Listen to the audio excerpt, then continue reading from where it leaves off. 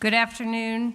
Thank you for being with us today. We are thrilled to have more than 200 people with us to celebrate a huge announcement in women's health.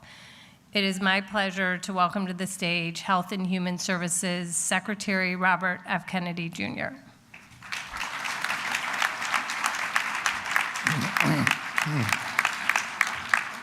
Good morning, everybody. I want to begin by acknowledging the Second Lady of the United States, Alicia, who's here today to celebrate a new era in women's health. And we're grateful for your presence and for the attention that you're bringing to this historic announcement. I also want to recognize Secretary of Labor, Lori Chavez DeRemer. And thank you again for standing with us. And a big hello to my friend, First Lady of West Virginia, Denise Morrissey, and thank you for being with us today. I also want to recognize my wife, Cheryl Hines, and my daughters, Kat and Kik, who are here. For more than 2 decades, the American medical establishment turns its back on women. Millions of women were told to fear the very therapy that could have given them strength, peace, and dignity through one of life's most difficult transitions, menopause. That ends today. The FDA is initiating the removal of a broad black box warnings from hormone replacement therapy products for menopause. We're challenging outdated thinking and recommitting to evidence-based medicine that empowers rather than restricts. When prescribed responsibly and started early, hormone replacement therapy transforms the lives of women. Hormone replacement therapy has been found to reduce the risks of cardiovascular disease and mortality by as much as 50%, Alzheimer's disease by 35%, bone fractures by 50 to 60%, as well as reducing cognitive decline and all-cause mortality. In other words, extending the lives for as much as 10 years. It helps women sleep better, think more clearly, and live fuller, longer, and healthier lives. In short, it restores balance, not just hormonally, but emotionally and physically. That's why in 1999, approximately 27% of postmenopausal women took hormone replacement therapy. But then in 2002, a study called the Women's Health Initiative found that women taking hormone replacement therapy may have an increased risk of breast cancer diagnoses, not mortality, but diagnoses.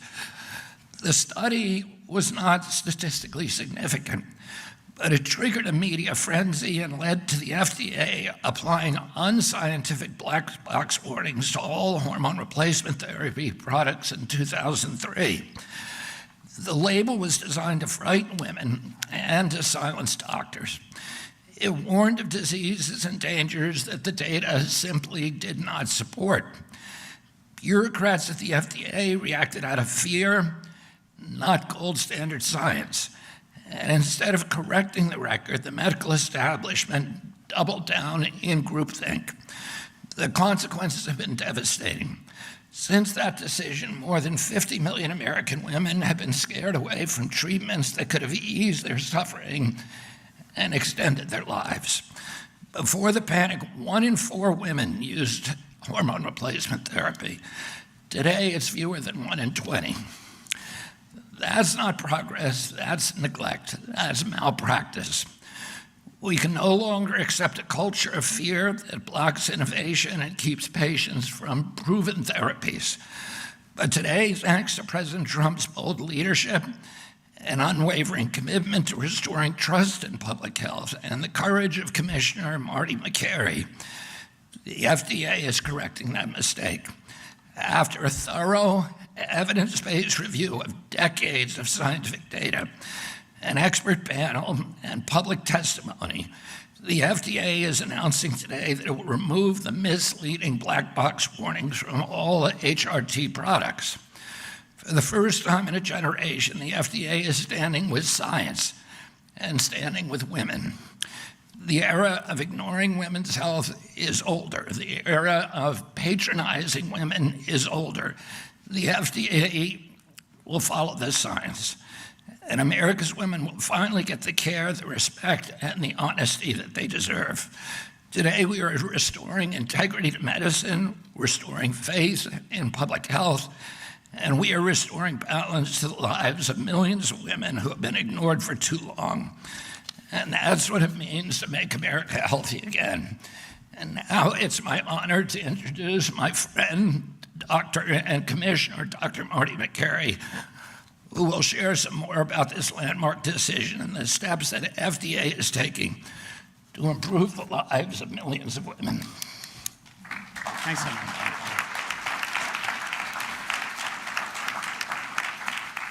Thank you, Mr. Secretary. Always an honor. Secretary Chavez-Dreamer, thank you for being here. Madam Second Lady, Mrs. Vance, thank you for supporting this endeavor. All my colleagues at the FDA, my colleagues at HHS, this is a historic day for women in the United States. The Women's Health Initiative study was the largest study ever done in US history, a $1 billion study at the time. And you just heard how that study was misrepresented and created a fear machine that lingers to this day. Ask your doctor. But what you may not know is that there was an incredible backstory. The headline that hormone replacement therapy causes breast cancer was released to the media before the scientific data was released to the public. A week later, once the data was published, some of us looked at it and said, this is interesting. There's no statistical significance in the increase in breast cancer. If we don't have statistics, then we don't have science. All of a sudden, snake oil cures diseases, and science goes out the window. Women who took estrogen alone had a 24% reduction in breast cancer.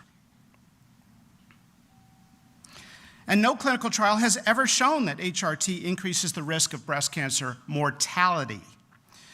In talking to some of the scientists involved, in my curiosity as a cancer surgeon and public health researcher at Johns Hopkins before I came into this role, I reached out to some of the scientists and asked them about this controversy. I learned that before the study was released, the researchers got together in a hotel in Chicago and a shouting match erupted. One of the scientists said, if you put this out there, if you, quote, if you stir baseless fear around something so sensitive, that is breast cancer, you can't put that genie back in the bottle. Those words were so prophetic. Look at where we are today. What he predicted is exactly what happened. The fear machine took on a life of its own. Medical groupthink took seat. Just like the medical groupthink that told us opioids were not addictive for 15 years, like the medical groupthink that said kids should avoid peanut butter until they're age 3 to prevent peanut allergies. It turns out it increases the risk of peanut allergies with avoidance in the first 3 years. They got it perfectly backwards. Like the groupthink that saturated fat causes heart disease directly. For 50 years, we got that wrong, ignoring the role of refined carbohydrates. Tragically, for women, 50 million women since that study 23 years ago have been denied or never offered or talked out of the life-changing, life-saving benefits of hormone replacement therapy, including my mom. Many people know about the short-term benefits, alleviating the short-term symptoms of menopause, which can last 8 to 10 years. They can be severe, not like we were taught in medical school, that some women experience menopausal symptoms, but they last a couple years and they're usually mild. No, that was misinformation.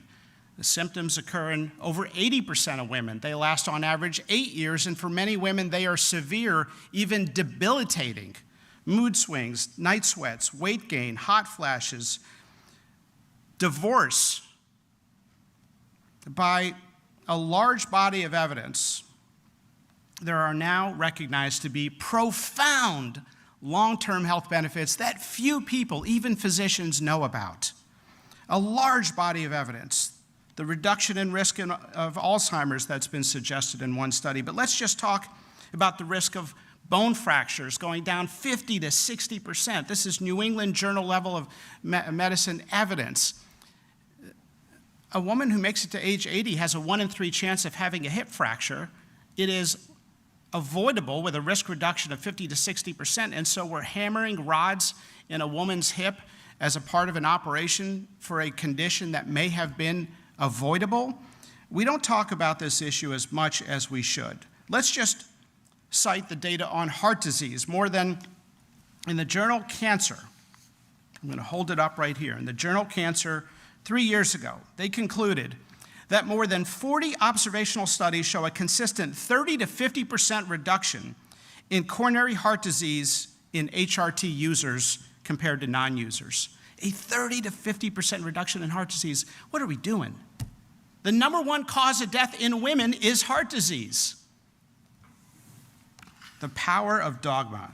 In the journal Circulation, again, massive, highly respected studies, 30% reduction in all-cause mortality and a 48% reduction in heart attack deaths. Okay, we talk about statins all the time. We never talk about HRT. Statins have up to a 35% reduction. And these studies are showing up to a 50% reduction. What are we doing? Not offering women this potentially powerful treatment. With few exceptions, there may be no other medication in the modern era that can improve the health outcomes of women on a population level than hormone replacement therapy. After 23 years of dogma, the FDA today is announcing that we are going to stop the fear machine, steering women away from this life-changing, even life-saving treatment. The FDA is taking action to remove the black box warnings from estrogen-related products. This is based on a robust review of the latest scientific evidence. Our expert panel at the FDA we conducted a few months ago, some of those doctors and experts are here with us today. We are also approving 2 new drugs for the treatment of menopausal symptoms. We are listening to doctors who have been waving the flag in the air saying, hey, we have this wrong. We are listening to women who have been challenging the paternalism of medicine. We are listening to female medical students that have demanded more menopause education in the curricula. This administration hears your voice and is not afraid to challenge the medical status quo. If you listen to people, and I've seen this at the bedside, if you listen to the patients, you learn a lot. HRT has saved marriages, rescued women from depression, prevented children from going without a mother. A male-dominated medical profession, let's be honest, has minimized the symptoms of menopause, and as a result, women's health issues have not received the attention that they deserve. More than 80% of women have notable severe symptoms lasting up to 8 years. How could the medical establishment get it so wrong for so long? That's the power of groupthink. Women deserve the same rigorous science as is used for men. We don't believe in medical dogma. We believe in evidence, science, patient choices, and restoring the doctor-patient relationship. And the way we do that, and we talk about this all the time in the Secretary's office, the way that we restore the damaged public trust is by showing some humility. So with that, I want to thank everyone who's here, including the FDA scientists, Christine Wynn, Janet Maynard, and so many others. Sarah Brenner, my deputy commissioner, is now going to come up and give some comments. Thank you very much. Thanks, Marty. Good job. Excellent. Thank you, Dr. Makary. So we have come a long way since our roundtable earlier this year at FDA. I would like to consider today our arrival at the start line, not the finish line on this issue. The start of a new era in promoting, protecting, and preserving women's health across the entire life cycle. For decades in medicine, understanding and addressing the differences between women's and men's bodies has been deprioritized. The unique physiological changes and needs of women have either been steamrolled or ignored. Menopause is not just a medical term. It's a deeply human and vulnerable experience. Like puberty, menarche, the phases of the menstrual cycle, pregnancy, postpartum, and lactation, Menopause touches every part of a woman's being. Her body is literally changing through each phase of life. This is markedly different than the reproductive life cycle of men, who experience puberty, adulthood, and aging differently than women, both physiologically and culturally. Regarding menopausal treatment, for years, women were told that HRT could cause breast cancer. Black box warnings on HRT products discouraged doctors from prescribing and patients from inquiring about these products. Those fears shaped decades of medical guidance, family decisions, and FDA policy. Realigning beliefs with new and emerging data and scientific findings takes time and effort and courage, but it's worth it. We must encourage ourselves and others to be open-minded and seek an honest evaluation of where conclusions from the past may have been wrong and how we can evolve our understanding and practices moving forward. As women, we are caretakers, mothers, daughters, aunts, sisters, and leaders. We give so much of ourselves to others. Today, with this action, we affirm that women's health matters. This milestone would not have been possible without the bold leadership of President Trump, Secretary Kennedy, and Commissioner Makary. Through the MAHA movement, we are tackling outdated assumptions and groupthink head-on and returning to the simple truth that when science evolves, policy must evolve too. Today is a meaningful day for women's health in America. Thank you for joining us in making America healthy again for women of all ages. And now I'd like to invite Dr. Jackson to come up.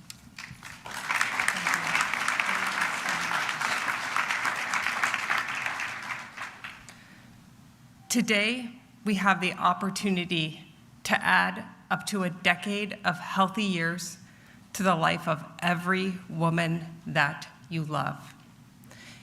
The science is clear.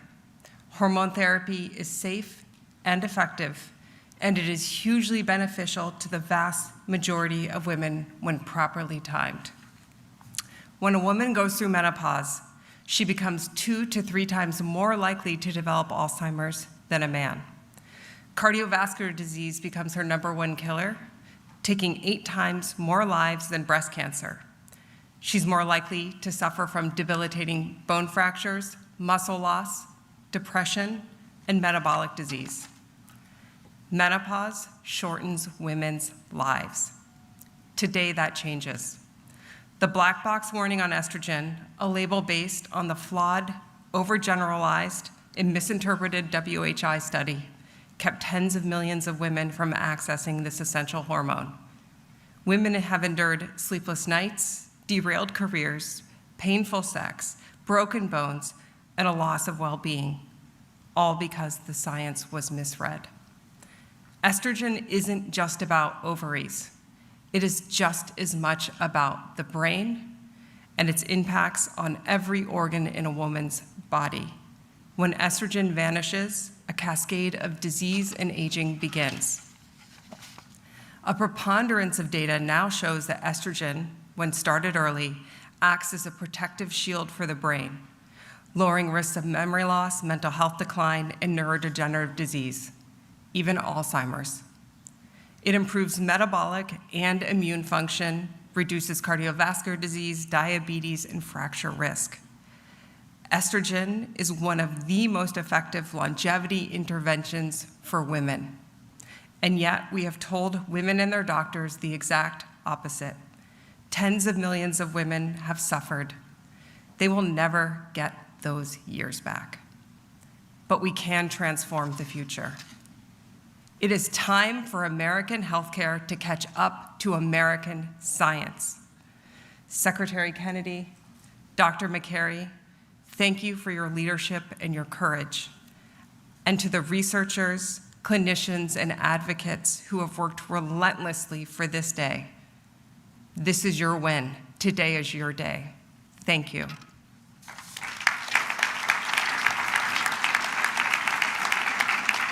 I'd now like to introduce Dr. Rachel Rubin.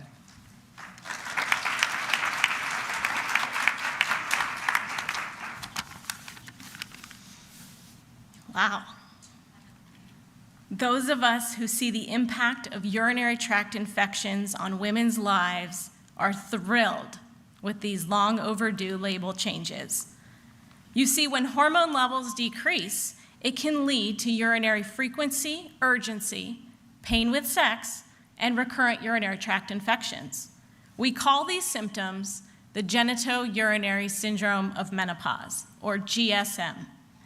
Urinary tract infections are not just uncomfortable, they also cost our healthcare system billions of dollars and cause serious health consequences to the people we love, like sepsis and death. But there's a simple treatment, vaginal hormones, and they are safe for all ages, and they're proven to get at the root cause of GSM. So why aren't more doctors prescribing this life-saving medication? Because until today, the warning label on the box falsely says that vaginal estrogen causes cancer, stroke, blood clots, heart attacks, and probable dementia.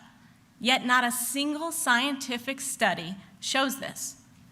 And because of that warning label placed in 2003, an entire generation of clinicians were never taught the details.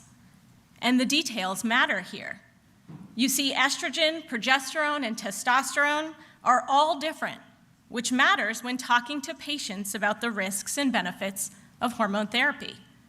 Pills that are swallowed and metabolized through the liver carry different risks than those that go through the skin, like a patch, gel, or when used vaginally at low doses. For the medical community, we wanted to make this as easy as possible. So this year, the American Urological Association published guidelines endorsed by many other medical specialties that explains how to diagnose and treat the genitourinary syndrome of menopause, including how to prescribe vaginal estrogen. Because patients need their surgeons to know that vaginal estrogen should not be stopped before surgery.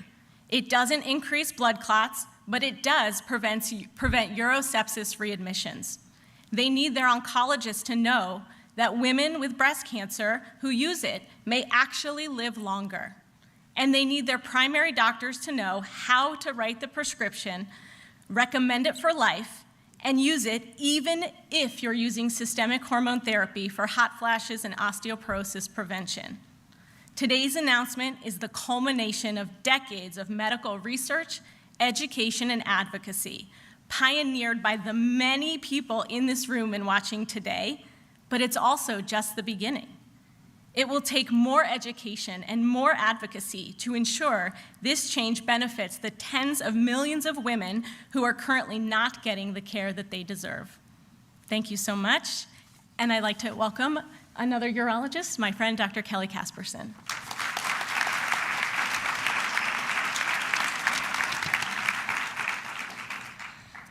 Distinguished guests, colleagues, and leaders, today marks a monumental shift in women's health. The FDA has finally acted to correct decades of misleading guidance. As a surgeon and advocate, I stand here for the 80 million American women over 40 whose health has been shaped by misinformation instead of fact. When I was in residency, I was told women were too complex, as if their health needs were unknowable. Years later, a bladder cancer survivor in tears reminded me how wrong that was. She wasn't complicated, she was in pain, and no one had treated it. That moment shifted everything. I started asking, who is taking care of the people who are supposed to be partnered with the people that urologists like me are giving testosterone and Viagra to? Because here's the truth. Women's care has been an afterthought. He gets treated. She gets dismissed. Families fracture. It doesn't have to be this way. Estrogen is FDA approved for osteoporosis prevention, premature menopause, and several symptoms of menopause. And while 80% will experience symptoms, only 5% receive treatment. If a patient does get a prescription from her doctor and brings it home, nearly 1 in 3 will never use it because of the fear created by the incorrect warning label. Today, there is hope. Evidence now outweighs inaction. The FDA's decision to remove the boxed warning is not just regulatory, it's revolutionary. What happens here will be followed in other countries too.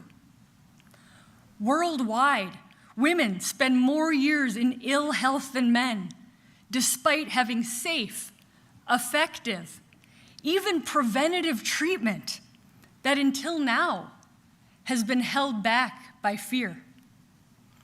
To the researchers who refused to back down, thank you.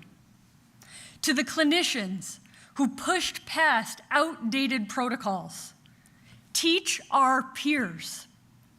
And to the women who spoke up, you moved the line.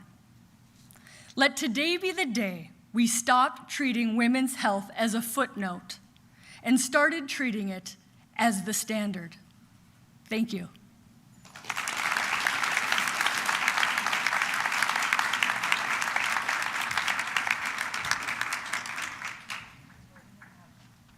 Secretary and Marty here, and then you guys blanking on the other side of the podium. Great. You guys come on up, and then we're going to get a picture, and then we'll take some questions from the press. You guys step up.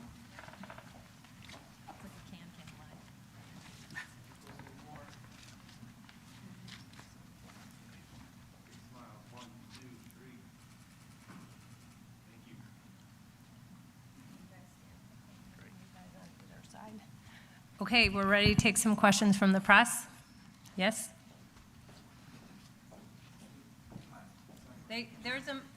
There's a mic, and then also if you can say your outlet, first name, and last name. Sure. Zach Brennan, Endpoints News. I guess I'm curious as to how you can assess the extent to which women weren't able to access HRT because of the black box warning, and how removing this warning is going to increase the uptake of the therapy.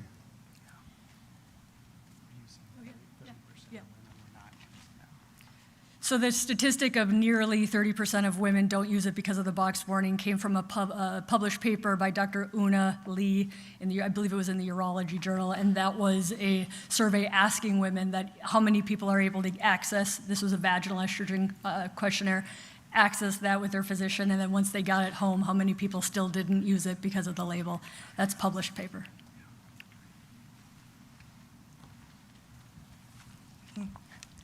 Sarah Overmall from CNN. I'm curious your guidance for women in perimenopause and how they should be thinking about this, and also the direction you would take with compounded hormone replacement therapies, because there's a lot of people using this as well.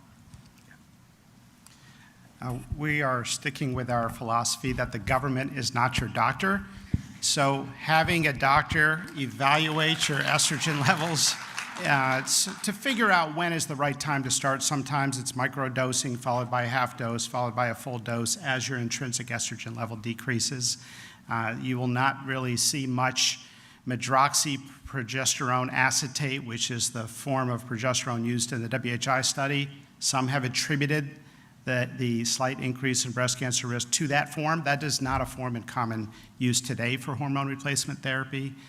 So we want people to talk to their doctors, and we want doctors to have the right information, and part of that means removing these scary black box warnings and putting the nuanced discussion in the package insert of the medications. Thank you.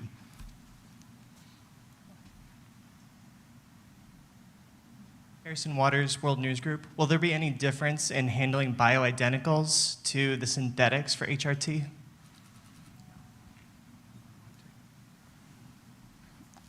So all are on the market, and so there's a view that the bioidenticals may be more representative of the intrinsic estrogen produced by the ovaries. Again, we'll leave that up to individual doctors. I just remembered you asked about compounding, and I didn't answer that question. So there are legal criteria for compounding, and we're going to continue to respect those boundaries. Thank you. Go ahead. Hi, Terry Young from Medscape. Have the companies agreed to do this yet? Have you worked with them? Do they have control of the label in the end? What have those discussions been like? The companies are, generally speaking, very excited when the FDA tells them you can remove a scary warning on your product. So the process, just so you know, is that we had an expert panel. This is something I had an interest in from previous research. We let the experts express their opinions, some of whom are on stage today. And then we have our subject matter experts at the FDA do an incredible comprehensive review of the literature. The conclusion of that review was a recommendation to remove certain black box warnings. That recommendation was presented to me. I accepted it, and that makes it final. So we are letting the public know. Now the companies will reprint and accept those label changes. Over here, do we have a second mic? Hi, Tiffany Ryder, Red Flag Media. I practiced in emergency medicine, and it is insane how much dogma there is and how long it actually takes for recommendations to get down to the clinician level where clinicians are actually comfortable prescribing things as we should. Is there a campaign to encourage clinicians to move away from the dogma, even though the science has been clear for, as you stated, many years now? Rachel, do you want to say something about that? So this is so important because in 2019, the American Urologic Association has recurrent urinary tract infection guidelines that say give vaginal estrogen, it prevents UTIs. And I found that no one did. No one read them, no one started writing prescriptions. So you can see, I got onto Twitter and social media and I got loud. And we have really inundated social media with a campaign of why this is important. And even a published paper just came out recently that showed prescription rates are increasing. Google searches are increasing for these vaginal hormones, which your great-grandmother in the nursing home can take to prevent UTIs. And we are seeing, we've published in the emergency medicine literature, and we both advocate, we publish, we research, and that's what's moving the needle. And so it is taking time, but people are getting loud, the public is getting loud, and I actually think there's a lot of hope here. Awesome. Thank you. Right up here.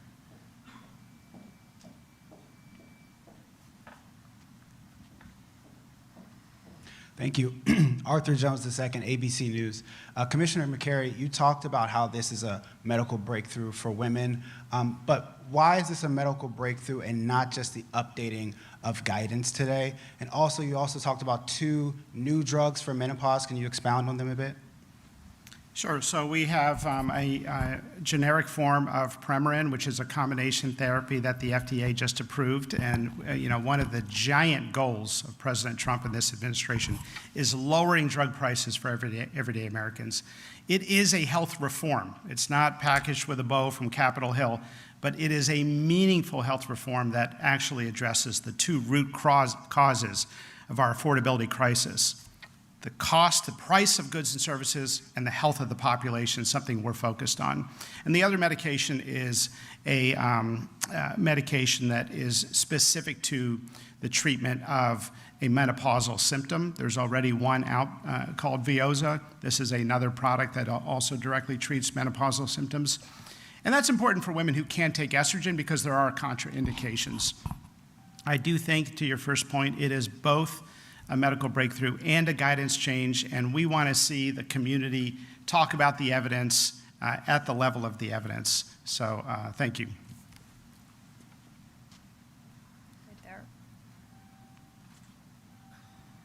Hi, Matt Perrone, AP. Thanks for taking questions. Commissioner Makary has been passionate about this issue for a long time. I think the first chapter of his most recent book was about this topic, if I recall. But to what extent does this reflect FDA scientists and consensus among the rank and file? Was there a process reconsidering the label before you arrived there? It wasn't the first chapter, but I have written on this topic, but thank you. Look, people have felt demoralized in this field. We've made almost no progress in assessing the evidence for years. And so they did an independent review and were enthusiastic to recommend label changes. And those are the individuals I mentioned. We'll have an article with those scientists at in the Journal of the American Medical Association, our top #1 circulating medical publication in the world. I think there's a couple other pieces coming out. We want to get the word out there that there is a nuanced message here.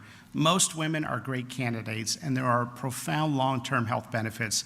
It's not just to treat night sweats and difficulty sleeping. Thank you. Okay, one more question right there. Hi, Luke Zarzaki with Inside Health Policy. Going off of that question, why did FDA choose to have an expert panel instead of an AdCom meeting, which is usually the procedure? Because AdComs are bureaucratic, long, often conflicted, and very expensive. So we can have an active, robust discussion as a group of medical experts spontaneously, and so we're doing more of that. We're doing both advisory committees, following the long FACA process of the government, and we are also convening experts to say, speak your mind passionately, state your conflicts of interest if you have any, speak your mind passionately about an important topic in medicine that is not being talked about, that needs to be talked about. And this was one of those panels. As you know, we also had a similar forum on SSRIs in pregnancy. We had one on cell and gene therapy. So we're going to continue to have those. It allows us to have a robust debate without all the bureaucratic barriers. Thank you. Thank you so much for coming today.